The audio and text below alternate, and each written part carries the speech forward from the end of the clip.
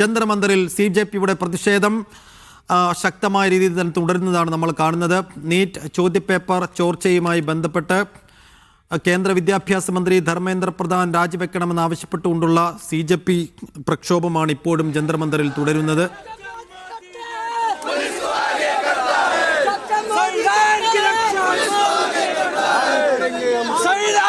रक्षा कौन करेगा? हम करेंगे, हम करेंगे। संविधान की रक्षा कौन करेगा? हम करेंगे, हम करेंगे। संविधान की रक्षा कौन करेगा? हम करेंगे, हम करेंगे। देश की रक्षा कौन करेगा? हम करेंगे, हम करेंगे। देश की रक्षा कौन करेगा? हम करेंगे, हम करेंगे। धर्म के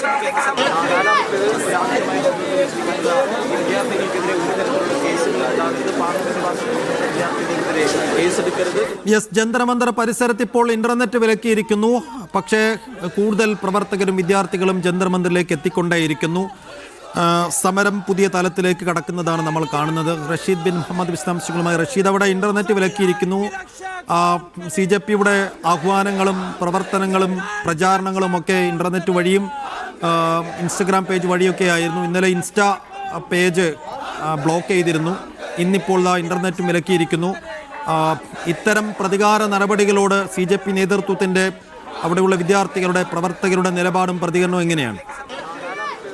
സൈഫുദ്ദീൻ സൂചിപ്പിച്ചതുപോലെ തന്നെ നിലവിൽ ഡൽഹിയിലും ജന്തർ മന്ദിറിന്റെ വിവിധ മേഖലകളിൽ ഇപ്പോൾ ഇന്റർനെറ്റ് സർവീസിന് നിരോധനം ഏർപ്പെടുത്തിയിരിക്കുകയാണ്. കഴിഞ്ഞ 4ാം തവണയാണ് തുടർച്ചയായിട്ട് ഇന്റർനെറ്റിന് ഈ മേഖലയിൽ നിരോധനം ഏർപ്പെടുത്തുന്നത്. കൃത്യമായിട്ട് ഈ പ്രതിഷേധക്കാരുടെ പ്രതിഷേധങ്ങൾ പുറം ലോകം അറിയരുത് ഉദ്ദേശമാണ് കേന്ദ്ര സർക്കാരിന് ഇതിന് പിന്നിലുള്ളത് എന്നുള്ളതാണ് ഇപ്പോൾ CJP വക്താക്കൾ ആരോപിക്കുന്നത്. പ്രത്യേകിച്ചും കഴിഞ്ഞ ദിവസങ്ങളിൽ ഈ ലാത്തിചാർജുമായി ബന്ധപ്പെട്ട വ്യാപകമായിട്ടുള്ള രീതിയിൽ ഇവിടെ നിന്നുള്ള ദൃശ്യങ്ങൾ പുറത്തേക്ക് പോവുകയും അത് കേന്ദ്ര സർക്കാരിനെ കടുത്ത പ്രതിരോധത്തിലാക്കുകയും ചെയ്തിട്ടുണ്ടായിരുന്നു. ഇതിന്റെ പശ്ചാത്തലത്തിലാണ് ഇപ്പോൾ 4ാം ദിവസവും ഇത്തരത്തിൽ ഇന്റർനെറ്റിന് നിരോധനം ഏർപ്പെടുത്തിയിരിക്കുന്നത്. നമുക്കടക്കം ഈ നിലവിൽ ലൈവ് നൽകുന്നതിനും ഇത്തരത്തിൽ വലിയ സാങ്കേതിക പ്രശ്നങ്ങൾ ഈ ഇന്റർനെറ്റ് വിലക്കിനെ തുടർന്ന് നേരിടുന്ന സാഹചര്യമാണ് ഉള്ളത്. അങ്ങനെ മാധ്യമങ്ങൾ പോലും വലിയ തരത്തിൽ വിലക്ക് ഏർപ്പെടുത്തുന്ന ഒരു ഘട്ടത്തിലേക്ക് തന്നെയാണ് ഇപ്പോൾ കേന്ദ്ര സർക്കാർ ഈ ഇന്റർനെറ്റ് വിലക്കിലൂടെ കടന്നിരിക്കുന്നത്. എന്തായാലും ശക്തമായിട്ടുള്ള പോരാട്ടം ഇപ്പോഴും തുടരുകയാണ്. ഇന്റർനെറ്റിലൂടെ പ്രചരിക്കുന്നതിനപ്പുറത്തേക്ക്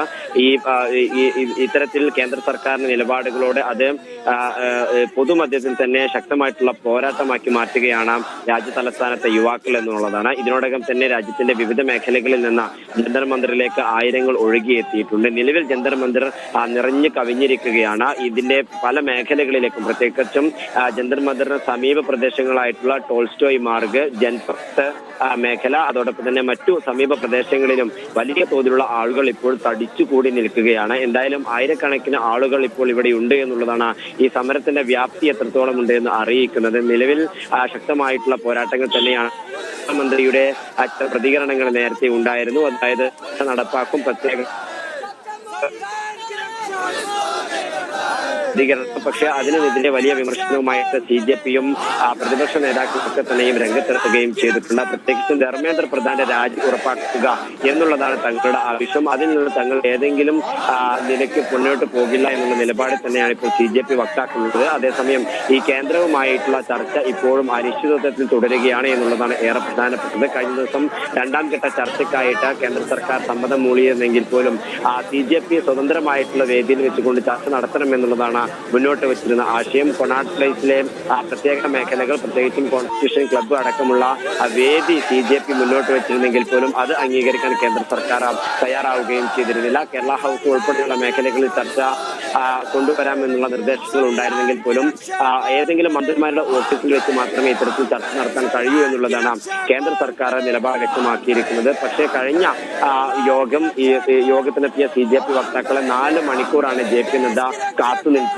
അതുകൊണ്ട് തന്നെ ശക്തമായിട്ടുള്ള ഒരു പോരാട്ടം, ഒരു നിലപാട് ഇപ്പോൾ CJP എടുത്തിരിക്കുകയാണ്. സ്വതന്ത്രമായിട്ടുള്ള മേഖലയിൽ വെച്ച് മാത്രമേ 2ാം ഘട്ട ചർച്ച നടത്താൻ കഴിയൂ എന്നുള്ളതാണ് CJP വക്താക്കൾ കേന്ദ്രത്തെ അറിയിച്ചിരിക്കുന്നത്. ഈ ഒരു ഘട്ടത്തിലാണ് ഇപ്പോൾ JP നദ്ദയുമായിട്ടുള്ള ഈ ഒരു ചർച്ച തുടരുന്നത്. എന്തായാലും ചർച്ചയുമായി ബന്ധപ്പെട്ട് പൂർണ്ണ വിവരങ്ങൾ ഇതുവരെയും കേന്ദ്ര സർക്കാരും പുറത്തുവിടുന്നില്ല എന്നുള്ളതാണ്. എന്തായാലും നിലവിൽ ഇപ്പോഴും ശക്തമായിട്ടുള്ള പ്രതിഷേധം ജന്തർ മന്ദറിൽ തുടരുന്നു. നിരവധിയായിട്ടുള്ള ആളുകൾ, ആയിരങ്ങളായിട്ടുള്ള ആളുകൾ ഈ പ്രതിഷേധത്തിലേക്ക് എത്തുകയാണ്. പ്രതിഷേധത്തിന് വലിയ പിന്തുണ ഇതിനോടകം തന്നെ വിവിധ മേഖലകളിൽ നിന്ന് ലഭിക്കുന്നുണ്ട്. പ്രതിപക്ഷ പാർട്ടികളുടെ നേതാക്കളൊക്കെ തന്നെ സമരവേദി സന്ദർശിക്കുകയും അഭ്യർത്ഥിച്ചുമായിട്ട് സംവദിക്കുകയും ചെയ്യുന്നുണ്ട്. ഭക്ഷണ പദാർത്ഥങ്ങളും പാനീയങ്ങളും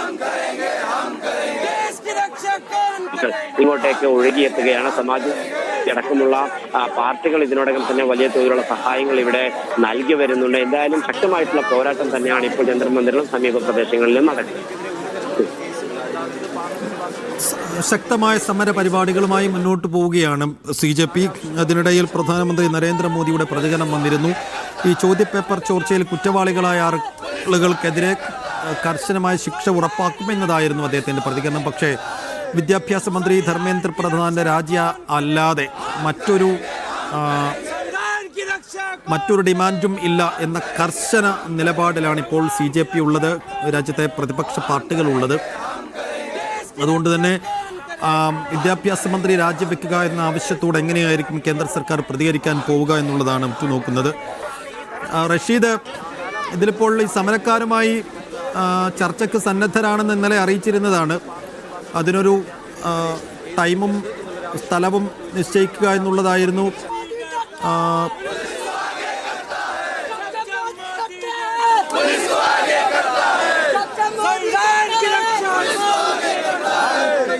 संविधान की रक्षा कौन करेगा? हम करेंगे, हम